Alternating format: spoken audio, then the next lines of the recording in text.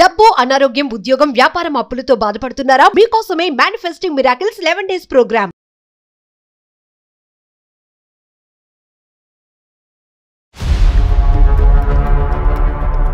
అమ్మాయికి ఇంకో second marriage చేసి అమ్మాయి జీవితం బాగుండాలని కోరుకుంటున్నాం సార్. మీ అమ్మాయిని కన్విన్స్ చేయమని చెప్పి మాకు ఫోన్ చేశారా? అవు సార్ మీరు అట్టంగా చేసే చెప్పాలి సార్ మా అమ్మాయిని. మళ్ళీ పెళ్ళైందండి, నాకు ఆల్రెడీ పెళ్ళైంది కదండి.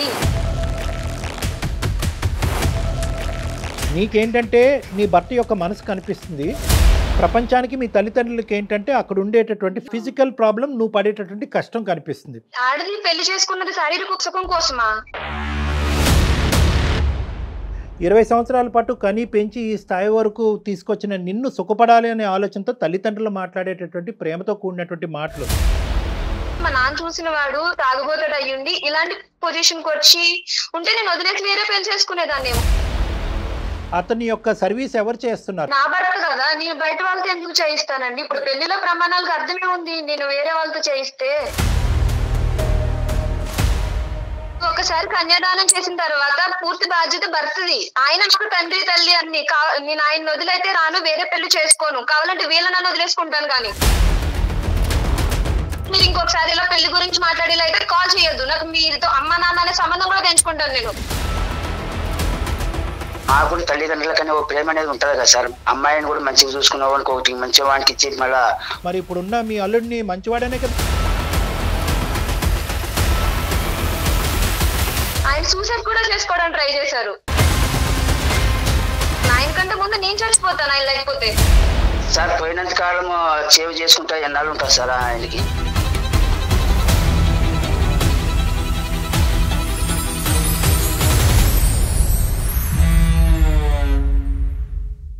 IVF ట్రీట్మెంట్స్ పై 20,000 డిస్కౌంట్. డాక్టర్ కన్సల్టేషన్ మరియు అల్ట్రాసౌండ్ స్కాన్ ను ఉచితంగా అందిస్తున్నారు. 49 అంటే సంతానం, 49 అంటే సంతోషం.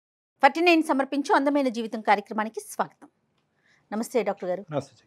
కళ్యాణ్ గారు, శంకరయ్య అని మనకి ఒక పెద్ద ఆయన మెయిల్ చేశారండి. పిల్లకి పెళ్ళయింది కానీ మళ్ళీ పెళ్లి చేయాలని ఆయన కోరుకుంటున్నాడు. ఒక అనుకోని సంఘటన వల్ల.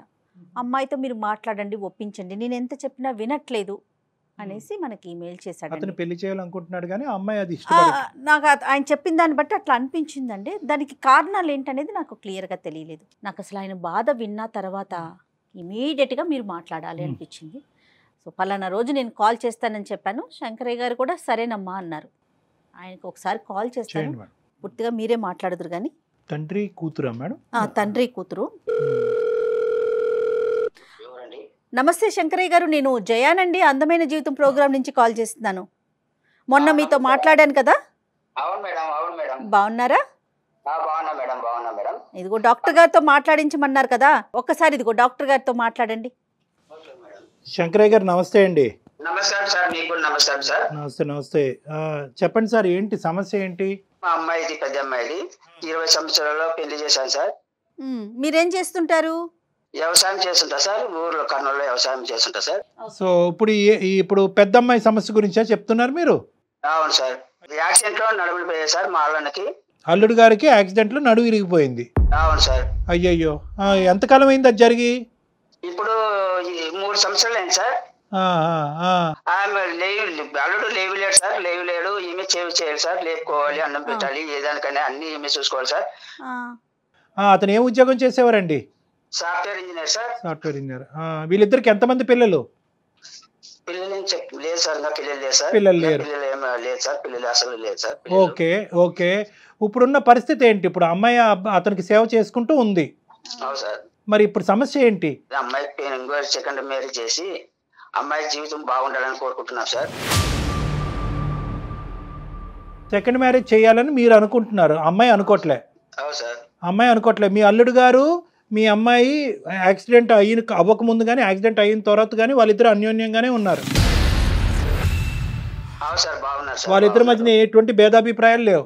లేవు సార్, లేవు సార్. ఈ ఐడియా మీకు ఎందుకు వచ్చింది ఇప్పుడు రెండో పెళ్లి చేయాలని వాళ్ళిద్దరు సుఖంగా ఉన్నప్పుడు? సార్ తల్లిదండ్రులకి ఎవరికైనా ఆమె సేవ చేస్తుంటే చిన్న వయసులోనే కూర్చొని లేకుండా ఆయన లేకపోవడం. ఇంకేమైనా కార్యక్రమాలు జరగాలా ఇంట్లో? మీ అమ్మాయి పెళ్లి అవుతుంది? అమ్మాయి సార్, అమ్మాయి అబ్బాయి అంటారు కదా సార్, పెళ్లి అయ్యేవాళ్ళు. రేపు పొద్దున పెళ్లి, వాళ్ళ పెళ్లి అయిన తర్వాత ఈమెని ఎవరు చూసారని గ్యారంటీ ఏమి సార్? సో మీ ఉద్దేశం ఏంటంటే మీ అమ్మాయికి జీవితం ఇవ్వాలి అనేటటువంటిది ఒకటి, కొత్త జీవితం అవును ఇవ్వాలి సార్. అనేది, కానీ అవును వాళ్ళ సార్. వరకు మాత్రం బాగానే అడ్జస్ట్ అయిపోతున్నది. ఈ ప్రస్తావన మీ అమ్మాయి దగ్గర తీసుకెళ్ళినప్పుడల్లా మీ అమ్మాయి సార్. ఏమంటా ఉంటది? నాకు ఇష్టం లేదు, నాకు ఆయన బాగా చూస్తున్నాడు కదా, ఆయన కావాలి అని అంటారు సార్. ఇప్పుడు మేమేం చేయాలి? మీ అమ్మాయికి పెళ్లి చేయాలా? మా అమ్మాయికి మీరు ఒప్పియాలి సార్, ఎట్లా కానీ మీరు ఎలా దయచేసి. ఒప్పుకుంటుందండి? వాళ్ళిద్దరూ ఒక అన్యోన్యంగా ఉంటున్నారు, హ్యాపీగా ఉంటున్నారు, వాళ్ళ భవిష్యత్తు గురించి వాళ్ళు ఆలోచించుకుంటున్నారు. వీళ్ళకి ఏమన్నా కొద్దిగా ఆస్తిపాస్తులు అవి ఏమైనా ఉన్నాయా వెనక ముందు? ఉన్నాయి సార్, కొద్దిగా ఉన్నాయి. కానీ సార్ నేను ఏమంటానంటే మా తల్లిదండ్రులకు బాధ్యత ఉంటుంది సార్. మరి వాళ్ళు బాధపడుతుంటే చూడలేము కదా సార్. అది కరెక్టే, కానీ బాధను భరించే వ్యక్తి ఎవరు? మీ అమ్మాయి కదా. ఆ అమ్మాయి అవును సార్, ఎటువంటి మా తల్లిదండ్రులు కని వాళ్ళకి మాకు కూడా బాధలు ఉండవా సార్? తను ఇబ్బంది పడినా పర్వాలా, నా భర్తే ముఖ్యం అంటుంది కదండి. ఆమె చెప్తారు మేడం. శంకర్. ఏమనుకుంటున్నామంటే మేడం, ఆ, మా ఆ. అమ్మాయి కూడా ఒక దారిని చూపించాలనుకున్నాం మేడం మేము. కరెక్టే, మీ తల్లిదండ్రులుగా మీ ఉద్దేశం కరెక్టే, కానీ నేను ఇంకొక మాట చెప్తాను. శంకరయ్య గారికి ఈ పరిస్థితి జరిగితే కనుక మీ భార్య గారు వెళ్ళి వేరే పెళ్లి చేసుకోవటం అనేటటువంటిది మీరు ఒప్పుకోగలరా? మీ భార్య ఒప్పుకుంటుందా? నేను ఈ ప్రస్తావన తీసుకొచ్చానని ఇంకో విధంగా అనుకోకండి. ఎందుకంటే పెళ్లి అనే బంధానికి ఏంటంటే ఇటువంటి అవరోధాలు అన్నీ దాటుకుని వెళ్తే, ఇటువంటి త్యాగాలన్నీ చేయడానికి నిర్ణయించుకుంటేనే ఆ పెళ్లి, దాని యొక్క ప్రాముఖ్యత, దాని పవిత్రత. సో కాబట్టి అంటే ఇవన్నీ నేను తర్వాత మాట్లాడతానులేండి, కానీ మీ అమ్మాయి అయితే కనుక ఇది తీసి పారేస్తుంది. మీరైతే మాత్రం ఏమంటున్నారంటే మీ అమ్మాయిని కన్విన్స్ చేయమని చెప్పి మాకు ఫోన్ చేశారా? అవును సార్, మీరు అట్టగా చేసేసి చెప్పాలి సార్ మా అమ్మాయిని. కొద్ది డెలికేట్ ఇష్యూ జయ గారు, కానీ అమ్మాయి ఎలా రియాక్ట్ అవుతుందో పూర్తిగా తన మనసు మీద ఆధారపడి ఉంటుంది కదా కళ్యాణ్ గారు. ఆ బాండ్ అనేటటువంటిది ఒకటి క్రియేట్ అవుతుంది చూడండి. ఆ బాండ్ అనేటటువంటిది ఈ యాక్సిడెంట్ ముందు ఒక 50% ఉంటే యాక్సిడెంట్ అయిన తర్వాత 100% అవుతుంది. ఇప్పుడు యూజువల్గా మనం ఎలా అనుకుంటాం అంటే బయట నుంచి చూసేటటువంటి, ఇప్పుడు అతను తల్లిదండ్రుల పాయింట్ ఆఫ్ వ్యూలో అతను ఆలోచిస్తున్నాడు. మీరు నేను అసలు మామూలుగా కామన్ పీపుల్గా మనం ఎలా అనుకుంటాం, ఇదేంటి చిన్న వయసులో ఈ అమ్మాయి అవుటి అతనితో ఏంటి, ఆ అమ్మాయి భవిష్యత్తు త్యాగం చేయటం ఇంపార్టెంటే అన్నట్టు మనం అనుకుంటాం. కానీ అక్కడ కాన్సెప్ట్ ఎలా ఉంటుందంటే, ఒకప్పుడు అది ఒక డెలికేటు ప్రాబ్లమాటిక్ టాక్సిక్ రిలేషన్షిప్ అనుకోండి. మరి నీకు దన్నారా బాబు, ఇప్పుడు సుఖం లేదు, ఇప్పుడు అసలు సుఖం లేదు నీతో అని చెప్పి వెళ్ళిపోయి ఉండేది. కానీ ఇక్కడ ఏంటంటే బాధ్యత పెరిగింది అమ్మాయికి. సో ఆ యాంగిల్లో ఒకసారి మాట్లాడి చూద్దాం. 2 కాన్సెప్ట్స్ మేడం. ఒక జీవితం పోయాలి అని అనుకునే ఒక తల్లిదండ్రులు, ఒక కొత్త జీవితం పోయాలనేటటువంటి కూతురు జీవితం ఇలా అవ్వకూడదనే తపన, భర్త బాధ్యత నాది కాకపోతే ఎవరు అని ఆలోచించేటటువంటి ఒక భార్య, ఈ రెండింటి సంఘర్షణ మనం ఈరోజు ఇచ్చేయాలి. తప్పకుండా అండి. మరి శంకరయ్య గారు, మీరు పాపను లైన్లో తీసుకుంటారా లేకపోతే నేను కాన్ఫరెన్స్లోకి తీసుకోనా? మేడం గారు మీరు మాట్లాడినమ్మా, నేను మీరు మాట్లాడి లేలో నేను వింటుంటాను, మాట్లాడతాను. అట్లానే సరే పెద్ద ఆయన ఏం అనలేకపోతున్నావు. The person you are speaking with has. Hello hello Vani garu, చెప్పండి ఎవరు? నమస్తే అమ్మా, నేను జయాని అందమైన జీవితం ప్రోగ్రామ్ నుంచి కాల్ చేస్తున్నాను. నమస్తే అండి, చెప్పండి. నమస్తే. నాతో పాటు డాక్టర్ కళ్యాణ్ చక్రవర్తి గారు కూడా ఉన్నారు.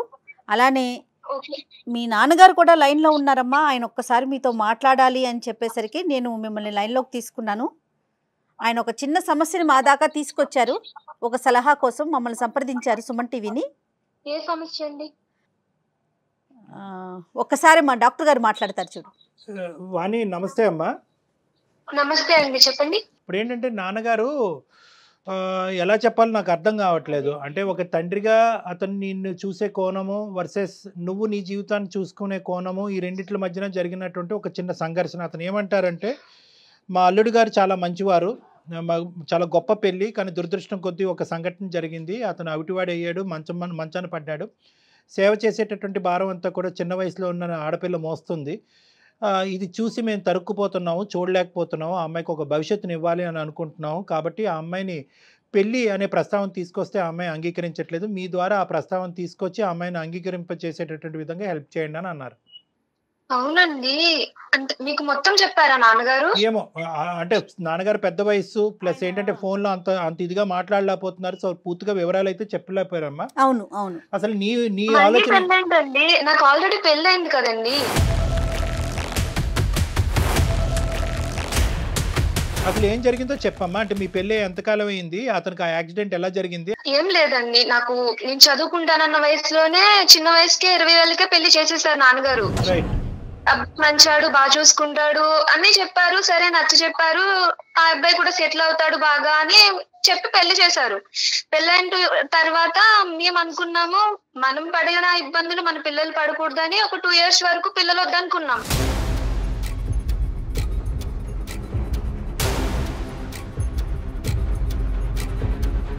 మేమంటూ కొంచెం ఫినాన్షియల్ గా సెటిల్ అయిన తర్వాత పిల్లల్ని కందాం ప్లాన్ చేసుకుందామని.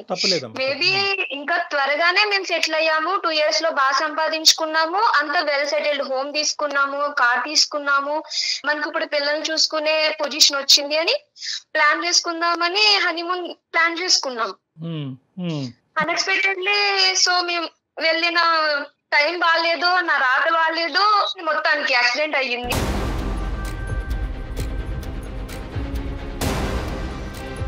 అలానే నేను నా స్వార్థం చూసుకున్నాను, వదిలేసి రెండో పెళ్లి చేసుకోలేను. ఏం జరిగిందమ్మా యాక్సిడెంట్ లో? తను అంటే ఎట్లా, ఎంత వరకు డ్యామేజ్ అయ్యింది పాపం ఆయనకి? కార్ యాక్సిడెంట్ అయిందండి. సో డాక్టర్ అన్నారు ఒక 3 months వరకు మేబీ ట్రీట్మెంట్ అవుతుంది కదా, రికవర్ అవుతారు, సెటిల్ అవుతుంది అనుకున్నాము. కానీ హెల్త్ కండిషన్, కానీ ఇంకా ఆయన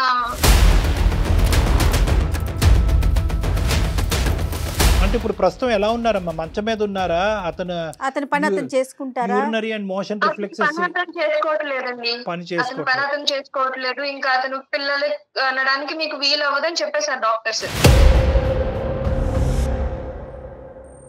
పిల్లలు కంటానికి ఓకే అమ్మా. పిల్లలు లేకపోవటం అనేది కావాలంటే మీ ఇద్దరు మనసులు పెద్దవైతే కనుక దత్తత అన్న చేసుకోవచ్చు పిల్లల్ని. అది కాదు ఇక్కడ. అతని యొక్క సర్వీస్ ఎవరు చేస్తున్నారు? అతనికి సంబంధించినటువంటి సేవలు ఎవరన్నా మనిషిని పెట్టుకున్నారా? మీరే చేయాలా? యూరిన్ కానీ మోషన్ కానీ బట్టలు స్నానం చేస్తానండి. నా భర్త కదా, నేను బయట వాళ్ళతో ఎందుకు చేయిస్తానండి? ఇప్పుడు పెళ్లిలో ప్రమాణాలకు అర్థమే ఉంది నేను వేరే వాళ్ళతో చేయిస్తే. Right as long as you're happy అమ్మ. నువ్వు హ్యాపీయే కదా. అంటే ఆ పనులు చేయడంలో ప్రస్తుతం అయితే కనుక నీ వయసు బట్టి అవనియండి, నీ ఓపిక బట్టి అవనియండి, మీరేం అలసిపోలేదు కదా. నేనైతే అసలు నాకు నిజం చెప్తున్నాను కదండి, ఆయన ఆ 2 years లో మేము హ్యాపీ సెటిల్ అవ్వాలనుకున్న 2 years లో నన్ను కాలు కింద పెట్టకుండా రాణిలో చూసుకున్నారు. మొత్తం స్ట్రగుల్స్ అన్ని ఆయనే ఫేస్ చేశారు. ఇంత ఇబ్బంది కూడా ఆయన నన్ను ఫేస్ చేయనివ్వలేదు అనమాట. నేను అయ్యో సెటిల్ కాలేని వాడిని చేసుకున్నాను, ఇన్ని ఇబ్బందులు పడుతున్నాను, మేబీ మా నాన్న చూసిన వాడు తాగుబోతాడు అయ్యుండి ఇలాంటి పొజిషన్ కి వచ్చి ఉంటే నేను వదిలేసి వేరే పెళ్లి చేసుకునేదాన్నేమో. కానీ ఆయన నన్ను రాణిలా చూసుకున్నారు. నా స్వార్థం నేను చూసుకున్నప్పుడు వచ్చాను ఆయనకి కష్టం వచ్చిందని. ఆడది పెళ్లి చేసుకున్నది శారీరక సుఖం కోసమా?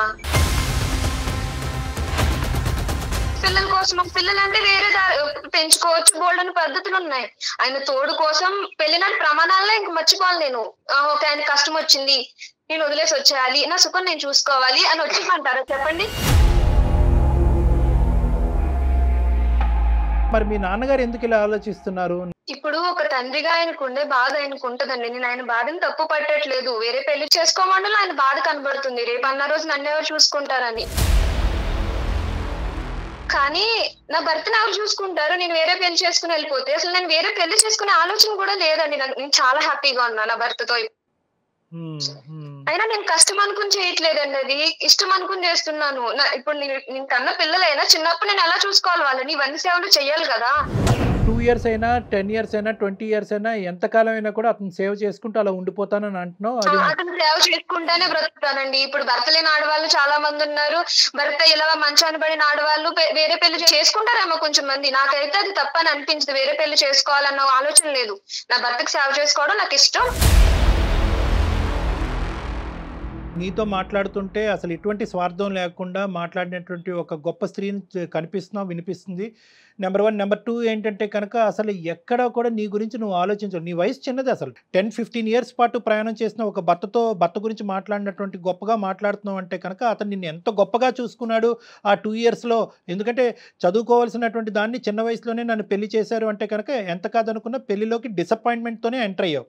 కానీ ఆ డిసప్పాయింట్మెంట్ తీసేసి నీకు ఒక కొత్త జీవితాన్ని ఇచ్చి ఈరోజు అతని జీవితాంతం అలా మంచం పడి ఉన్నా కూడా I'm ready to take the burden అని నువ్వు అని అంటున్నావు అంటే కనుక చాలా గ్రేట్ అమ్మా. చాలా గొప్పగా అనిపిస్తుంది, గర్వంగా కూడా అనిపిస్తుంది. వేరే పెళ్లి చేసుకొని అంటారు ఆయన. నేను ఆయన ఉండి చేసుకోనేమో అని ఆయన సూసైడ్ కూడా చేసుకోవడానికి ట్రై చేశారు. కాపాడుకున్నాను కాబట్టి సరిపోయింది. నాకు ఆయన లేకపోతే నేను చచ్చిపోతాను. ఆయన కంటే ముందు నేను చచ్చిపోతాను ఆయన లేకపోతే.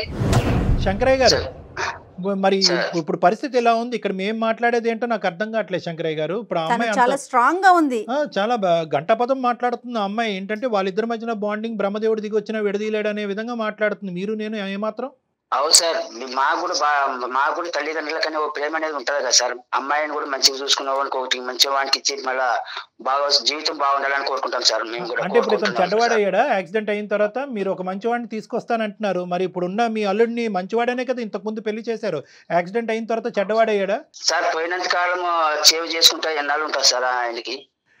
అవునండి, ఒకసారి కన్యాదానం చేసిన తర్వాత పూర్తి బాధ్యత భర్తది. ఆయన నాకు తండ్రి తల్లి అన్ని.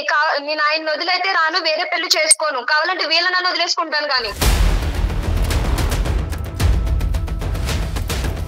కాదమ్మా, నేను మీ మంచి కోరికే కదమ్మా చెప్పేది. నేను కూడా నా మంచి కోరిక ఏంటో నాన్నగారు, మొత్తం అన్ని ఆయన నాకు సెటిల్ చేసి పెట్టాడు. నేను బయటికి వెళ్ళి కష్టపడాల్సిన అవసరం లేదు. ఆయన జాబ్ చేస్తున్నారు ఇప్పుడు, ఆయన పని చేయండి మాకు అంత అవసరం. నేను ఆయన సేవ చేసుకుంటాను, ఆయన నన్ను చూసుకుంటాడు. మాకు ఎలాంటి ప్రాబ్లం లేదు, మేము చాలా హ్యాపీగా ఉన్నాం ఇప్పుడైనా. అవునమ్మా, రేపు జరిగే పరిస్థితుల్లో ఏమైనా తారుమారు ఏదైనా పరిస్థితులు జరగడానికి జరిగాయి అప్పుడు ఎవరు చూసుకుంటారమ్మా? ఇప్పుడు మీ తమ్ముడు చూసుకుంటారా, మీ చెల్లెలు చూసుకుంటారా? రేపు జరగడానికి మేము లేకుండా అయిపోతాం అనుకో, అప్పుడు పరిస్థితులు ఎలా ఉంటాయమ్మా? అప్పుడు ఒకసారి ఆలోచన చేసుకోమ్మా నువ్వే. కాదమ్మా, ఎలా ఉన్నాయంటే పొద్దుట ఆఫీస్ కి వెళ్తే సాయంత్రానికి తిరిగి వస్తున్నామో లేదో కూడా తెలియట్లేదు నాన్నగారు. అలాంటిది రేపటి భవిష్యత్తు గురించి ఆలోచించి ప్రస్తుతం ఉన్న మా ఆయన నేనెందుకు వదిలేసి ఇంకొక పెళ్లి చేసుకోవాలి? సుఖంగా సంతోషంగా ఉన్నా. ప్రతి ప్రశ్నకి సమాధానం మీరు ఇంకొకసారి ఇలా పెళ్లి గురించి మాట్లాడేలా కాల్ చేయొద్దు. నాకు మీతో అమ్మ నాన్న అనే సంబంధం కూడా పెంచుకుంటాను నేను.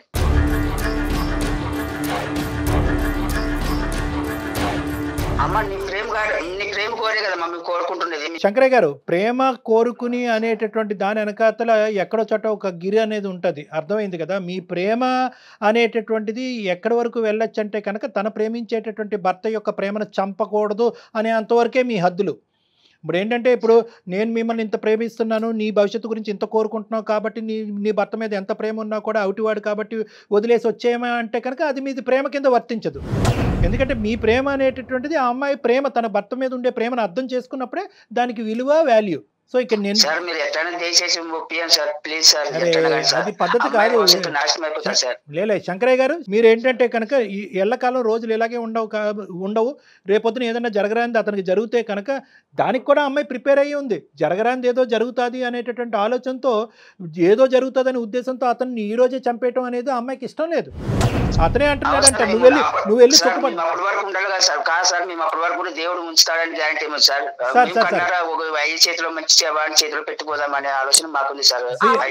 సేవ్ చేసుకుంటే నన్ను మంచిగా చూసుకోకుండా డైలీ వచ్చి కొడితే అప్పుడు నేను ఎలా బాధపడాలి? వాడిని నన్ను పట్టించుకోకపోతే? అమ్మ అన్ని అట్లా అనుకుంటే ఎట్లయితుందమ్మా? అది అట్లా అనుకుంటే ఎట్లుంటది చెప్పు? ఇప్పుడు భర్తకి ఇలాగయ్యి వదిలేస్తే కనుక నువ్వు వేరే పెళ్లి చేసుకో, కష్టంలో వదిలేసి వచ్చేయచ్చు అని కూడా ప్రమాణం చేయించాల్సింది. మరి ఆ ప్రమాణం ఎందుకు చేయించలేదు?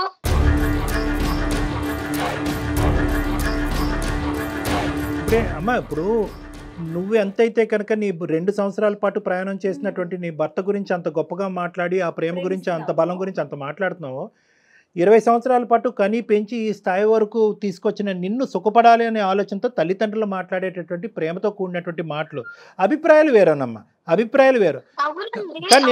నాన్నగారు, నేను ఇలా బాధపడుతున్నాను, నాకు ఈ కష్టం వచ్చింది, నేను తనకు చేయలేకపోతున్నాను సేవ, మీ ఇష్ట ప్రకారం నాకు పెళ్లి చేయండి అని నేను అతని దగ్గరికి వెళ్ళి నా కష్టాన్ని చెప్పుకుంటే కదా ఆయనకు బాధపడాలి. నేను చాలా సుఖంగా ఉన్నాను, చాలా సంతోషంగా ఉన్నాను, నా భర్త నాతో మాట్లాడితే చాలు, మేము కలిసి నవ్వుకుంటే చాలు, నాకు ఇంకేం అవసరం లేదు, నాకు నా భర్త ఉంటే చాలు అని నేను అంటున్నానండి. నీ సంతోషాన్ని, సుఖాన్ని నువ్వు ఒక విధంగా డిఫైన్ చేస్తున్నావు, ప్రపంచానికి ఒక విధంగా కనిపిస్తుంది. అందులో మీ తల్లిదండ్రులు కూడా ఒక భాగమే. అంటే ఏంటంటే, సేవలు చేసుకుంటూ కింద మీద పడుతూ నీ జీవితం లేకుండా అనేటటువంటి విధంగా ఒకటి ఆలోచించేది. రెండోది ఏంటంటే, రేపొద్దున ఏదన్నా జరగరాంది జరిగితే కనుక మా అమ్మాయి అప్పుడు మేము బతుకుండాలి కదా, అప్పుడు మా అమ్మాయి పరిస్థితి ఏంటని. అంటే తల్లిదండ్రుల పాయింట్ ఆఫ్ వ్యూలో వాళ్ళు ఆలోచిస్తున్నారు, నీకు ఒక సలహా సూచన ఇచ్చారు, ఆ సలహా సూచన నీకు నచ్చకపోతే, అభిప్రాయం నీకు నచ్చకపోతే అది ససేమిరా వద్దు నాన్న అని చెప్పండే కానీ ఈ ఆలోచన నీ బ్రెయిన్లో ఇంప్లాంట్ చేసేటటువంటి ప్రయత్నం చేస్తున్నారు. కాబట్టి మీరు ఎటువంటి తల్లిదండ్రులు ఇలా చేసేటట్టయితే కనుక నేను మరోసారి ఫోన్ ఎత్తను అంటే కనుక అది పద్ధతి కాదమ్మా. అంటే నేను అనేది ఏంటంటే, నువ్వు చేసుకునేది అది నీ రైటు, నీ భర్త ఎలా ఉన్నా కూడా నువ్వు హ్యాపీ, నువ్వు నీ భర్త హ్యాపీగా ఉన్నారని అనుకుంటున్నావు, ఆ సేవలోనే నువ్వు దైవ కార్యక్రమాన్ని నువ్వు చూసుకుంటున్నప్పుడు you go head, no problem. కానీ దయచేసి ఏ యాంగిల్లో వచ్చి ఏ విధంగా నీ తల్లిదండ్రులు ఒక ప్రేమతో వచ్చి మాట్లాడుతున్నారో వాళ్ళని మొత్తం దయచేసి మిస్అండర్స్టాండ్ చేసుకోవద్దమ్మా. అర్థమైంది కదా? అవును సార్, కానీ నేను ఎప్పుడు నా తల్లిదండ్రులు మిస్ అవుతున్నాను. పెళ్లి చేసుకుని వచ్చాను, నాకు నాన్నని చూడాలని ఉంది, అమ్మని చూడాలని ఉంది, నా పుట్టింటికి వెళ్ళాలని ఉంది అని నాకు ఎప్పుడు అనిపించలేదు. నన్ను అంత బాగా చూసుకున్నారు, వీళ్ళకంటే బాగా చూసుకున్నారు నన్ను ఆయన. అదే నాకు అర్థమవుతుందమ్మా. ఎటొచ్చి ఏంటంటే ఇప్పుడు నీకేంటంటే నీ భర్త యొక్క మనసు కనిపిస్తుంది, ప్రపంచానికి మీ తల్లిదండ్రులకి ఏంటంటే అక్కడ ఉండేటటువంటి ఫిజికల్ ప్రాబ్లం నువ్వు పడేటటువంటి కష్టం కనిపిస్తుంది. వాళ్ళది తప్పు లేదు, నీది తప్పు లేదు, అర్థమైందా? కానీ at the end of the day నువ్వు ఇంత బలంగా కోరుకుంటున్నావు కాబట్టి నా చావో రేవో నాకు అంతా ఇక్కడే నా భర్తతోనే అన్నీ, నేను ఏ కార్యక్రమం చేసినా కనుక అందులో కష్టాన్ని చూడట్లేదు, ప్రేమని సంతోషాన్ని చూస్తున్నాను నువ్వు అంటున్నావు కాబట్టి ప్రపంచం అంతా కూడా ఏకమై నీకు వ్యతిరేకంగా వచ్చినా కూడా నిన్నేమీ చేయలేదు, మార్చలేదమ్మా. శంకరయ్య గారికి ఒక్కసారి చెప్పండి కళ్యాణ్ గారు. శంకరయ్య గారు సార్ చెప్పండి సార్. దీన్ని ఇక్కడితో ఆపేద్దాం. ఎందుకంటే కనుక ఇప్పుడు ఆ అమ్మాయి అక్కడ భర్తను వదిలేయటం అనేటటువంటిది జరగనటువంటి పని, ఇంకో పెళ్లి జరగటం అనేది డబల్ ఇంపాసిబుల్. మీరు ఆ అమ్మాయి బాగు కోరుకోవటం అనేది ఆ అమ్మాయికి కూడా అది బాగు అని అనిపిస్తే కనుక మీరు బాగు కోరుకోవడం, ఆ అమ్మాయికి అది బాగు అనిపించట్లేదు, ఆ అమ్మాయికి అది నరకం అనిపిస్తుంది. మూడో అంశం చెప్తాను వినండి. ఆ అమ్మాయి మీ అల్లుడు గారిని వదిలేసి రావటం అనేది జరగదు. ఇంకో పెళ్ళి అంటారా, అది మీరు కల్లో కూడా ఊహించుకోవద్దు. మీరు ఇది రబ్బర్ బ్యాండ్ లాగా ఇలా సాగ తీసుకుంటూ పోతే రబ్బర్ బ్యాండ్ కూడా తెగుతుంది, మీ ఇద్దరి మధ్యన బంధం తెగిపోయే అవకాశం ఉంది. ఆ అమ్మాయి అంది ఇంకో ప్రస్తావన, మళ్ళీ ఇంకోసారి ఈ ప్రస్తావన తీసుకొచ్చావంటే కనుక నీ ఫోనే ఎత్తను, నాకు అమ్మ నాన్న లేరు, నా భర్తే చాలు అనేటటువంటి పదాలు ఆ అమ్మాయి వాడుతుంది. అంటే దాన్ని బట్టి ఏంటంటే మీకు ఇచ్చేటటువంటి గౌరవం తగ్గించడం, మీ మీద ప్రేమ చంపించుకోవటం కాదు, కానీ ప్రేమ అనుకుంటూనే వచ్చి మీరు వాళ్ళ ప్రేమని ఇచ్చేస్తున్నారనేటటువంటి బాధతో ఎక్కడ ఆ అమ్మాయి బ్రెయిన్ వాష్ అయిపోయి రేపొద్దున ఆ భర్త దగ్గర నుంచి దూరం అయిపోద్ది అనే అభద్రతలో ఆ అమ్మాయి ఉంది. కాబట్టి ఈరోజు మీ పరిధిలో మీరు ఉండండి, నాకు నచ్చినటువంటి పని నా చేత బలవంతంగా చేయకండి అని చెప్పి 1కి 100 సార్లు ఆ అమ్మాయి చెప్తుంది. కాబట్టి ఈ ప్రస్తావన ఇక్కడతో వదిలేసేయండి. దయచేసి మీరు అర్థం చేసుకోండి. మీరు ఇది ఇదేంటంటే సరే సార్, మా అమ్మాయి మా అబ్బాయిని చిన్న అమ్మాయి అబ్బాయిని చూసుకొని ఉంటాం కదా సార్, ఎట్లా ఏం చేస్తాం సార్, మళ్ళీ అమ్మాయి ఒప్పుకోకపోతే సార్. సరే సార్, అంతే ఎవరి ఇష్టం వాళ్ళది సార్. పిల్లలు కనగాలని కానీ వాళ్ళ భవిష్యత్తుని కానీ వాళ్ళ జాతకాలను కానీ మనం రాయలేము కదా. సో ఇక్కడ ఏంటంటే ఆ అమ్మాయి అది కోరుకుంటుంది, దాంట్లోనే ఆ సంతోషాన్ని చూసుకుంటుంది. So beat. ఇంకా మీ అమ్మాయి వచ్చి తలనెత్తి నోరు బాదుకుని నాన్న నా జీవితం ఇలా అయిపోయిందంటే కనుక అప్పుడు వేరే విషయం. ఇప్పుడు మీరు కీడించి మేలించాలన్నట్టుగా రేపొద్దున్న ఏదన్నా జరిగితే అంటున్నారు కదా, జరిగినప్పుడు చూద్దాం. ఇప్పుడు మనం ఎట్లా చెప్పగలుగుతాం? రేపు జరగబోయే సుఖం గురించి ఇప్పుడు ఉండేటటువంటి నరకాన్ని అనుభవిస్తారా వాళ్ళిద్దరు? కాదు కదండి. ఇప్పుడు నరకాన్ని అనుభవించమంటారా విడిపోయి? అది కరెక్ట్ కాదు. సో రేపొద్దున ఏదైనా సమస్య వస్తే కనుక అప్పుడు సంగతి అప్పుడు చూద్దాం. అర్థమైంది కదా? రైట్ అమ్మా, థ్యాంక్ యూ సో మచ్ వాణి. కానీ ఆ అమ్మాయి చిన్న వయసు అయినా ఎంత స్ట్రాంగ్ గా మాట్లాడుతుంది కళ్యాణి గారు. అంటే అదే నేను చెప్తున్నానమ్మా, ఆ అమ్మాయికి హ్యాట్స్ ఆఫ్. ఇందాక చెప్పినట్టుగా ఏంటంటే పెళ్లిలో ఉండే పవిత్రతని చాలా చిన్న వయసులో అర్థం చేసుకుంది.